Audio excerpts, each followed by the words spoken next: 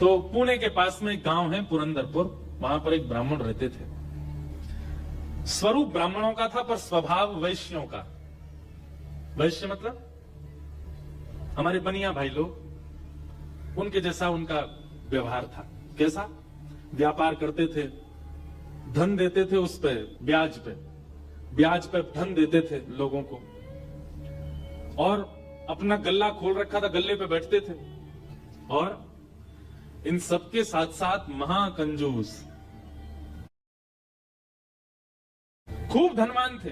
भगवान की कृपा से उन पर ब्याज का इतना धन आता था कि वो पूरे पुरंदरपुर गांव को अकेले भोजन करा सकते थे। पर इतने कंजूस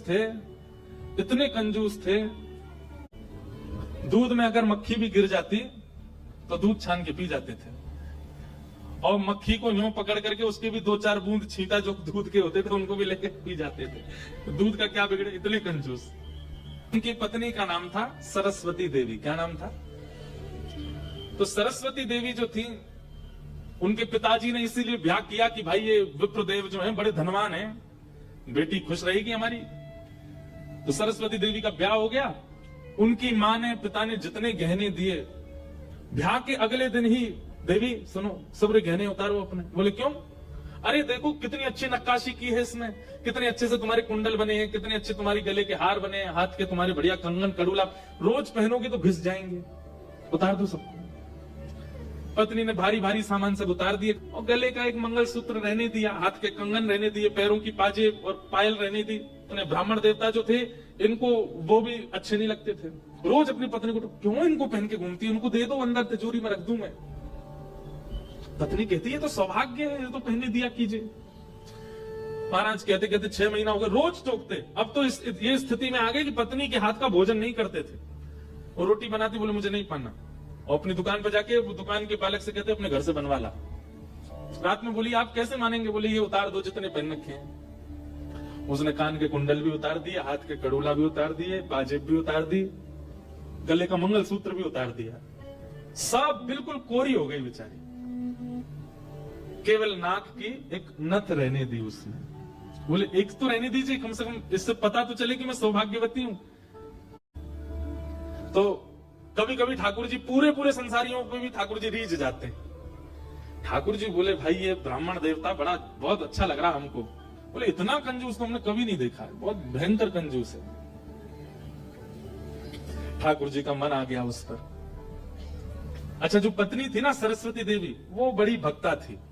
वो तो नाम जप भी करती थी, वो दर्शन करने के लिए भी जाती थी, लेकिन ये नहीं जाते थे उसके साथ। वो अपने माता पिता की मायके जब जाती थी, मायके वाले लेके जाते थे उसको दर्शन कराने। ये तो कभी नहीं लेके जाते थे, तो कंजूस थे। खर्चा होगा, कभी खर्चा ना हो मेरा। सोचो कितने ऊंचे लेवल के कंजूस। तभी ठाकुर जी का मन आ गया तो इसको देखूं मैं एक बार। और हमारे श्री पंडरीनाथ भगवान, श्री विठल भगवान, एक दीनहीन से ब्राह्मण का रूप धारण किया, फटी सी धोती पहनी और पुराना काला सा जनेऊ धारण किया, और महाराज ऐसे तिलक सा लगा करके बिल्कुल दीनहीन, झुर्रियां पड़ रही मुखमंडल पर, और ऐसे हाथ जोड़ते हुए इनके दुकान पर पहुंच गए। रूप रंग देख करके ही पहले तो ब्राह्मण देवता समझ गए, बोले अरे ये और आ गया, ये कुछ देना वेना तो है नहीं, मांगेगा। कहो तन पे नहीं लगता, चल दिए कलकत्ता, क्या करने आए हो?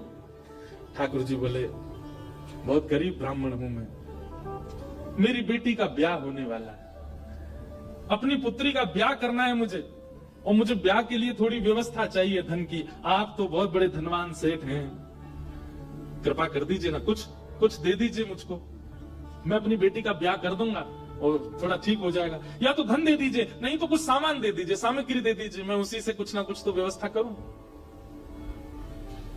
ये देखो मेरी धोती यहाँ से उधरी हुई है, मेरा कुर्ता यहाँ से फटा हुआ, कैसे तुमको दूं? मैं खुद नहीं अपने नए खरीद पा रहा, तुमको कहां से दूं भाई? ये सब तो केवल बाहर का दिखावा है, मेरे पे कोई पैसा वैसा कुछ नहीं है, दूसरों का धन ले रखा है मैंने। भैया चलते बनो, कहीं और जाओ, किसी और से मांगो, भगवान करे तुम्हारी बेटी का ब्याह बहुत अच्छा हो। बोले मुझे या तो धन दीजिए, नहीं तो मैं यहीं बैठा रहूंगा। ठाकुर जी जिद पे आ जाए तो उनको कौन हटावे? आपके दर पे आया हूं, कुछ तो लेके जाऊंगा, मेरी बेटी का ब्याह है।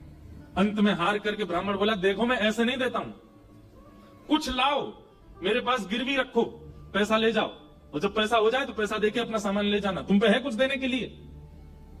ठाकुर जी बोले मुझ पे तो कुछ भी नहीं है। मुझसे कुछ काम करा लीजिए दुकान में, मैं ये कर दूंगा, आपकी साफ सफाई कर दूंगा, इतना कर सकता हूं, उसके बदले कुछ दे। बोले उसकी जरूरत नहीं है, सब है नौकर चाकर मेरे पास, मैं तुम्हें बस इतना कह सकता हूं, कोई मूल्यवान सामग्री दो, पैसा ले जाओ, और जब पैसा हो जाए तो पैसा वापस दे के सामग्री ले जाना। मतलब इतना भी दान नहीं कर सकता हूं। ठाकुर जी बोले ठीक है, मैं जाता हूं, कुछ ढूंढ के लाता हूं। ठाकुर जी भी इतने खेलते हैं, ठाकुर जी जैसा खिलाड़ी नहीं है।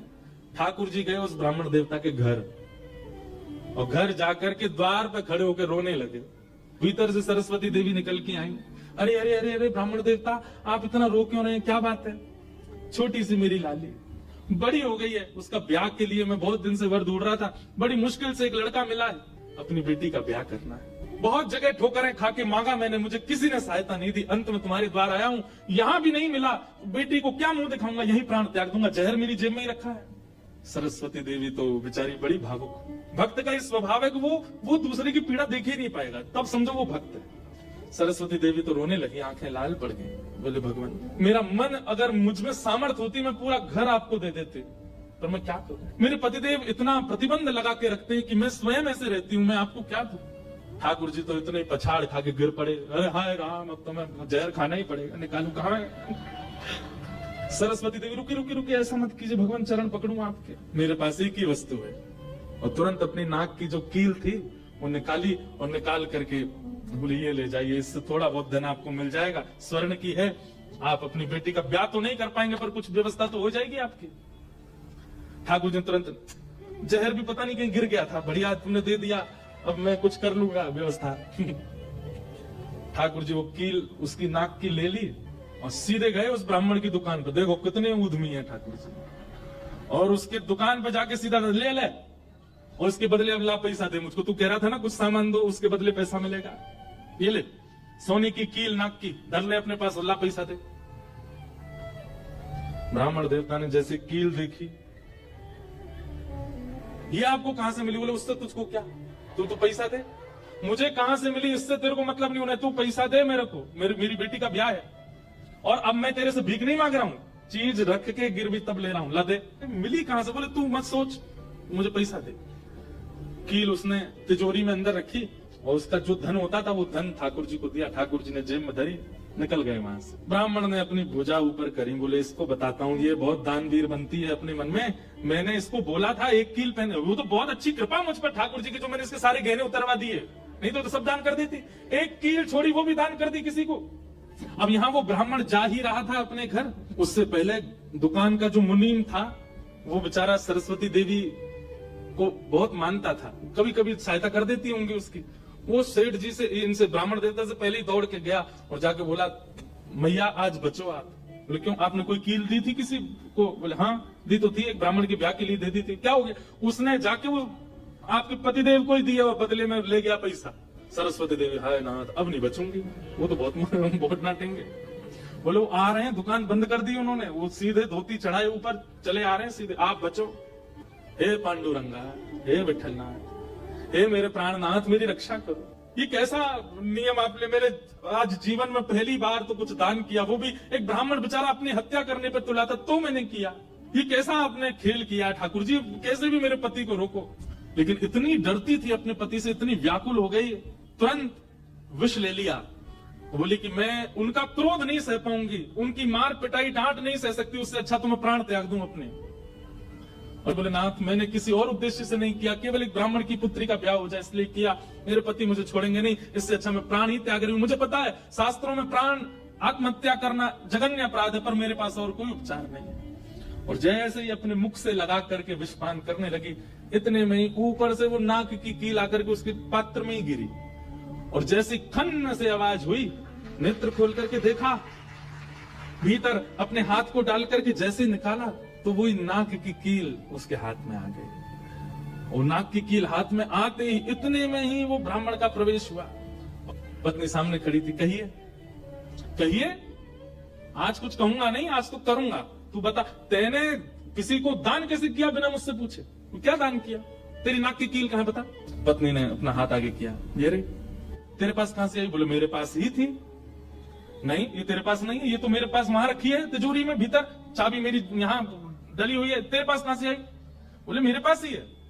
अब बहुत दिन से पहनी हुई थी, साफ करने के लिए उतारी थी थोड़ी सी। ऐसा हो ही नहीं सकता है, मैंने इसके बदले मूल्य दिया है एक ब्राह्मण को, और ये मेरी तिजोरी में रखी है, चाबी मेरे पास है।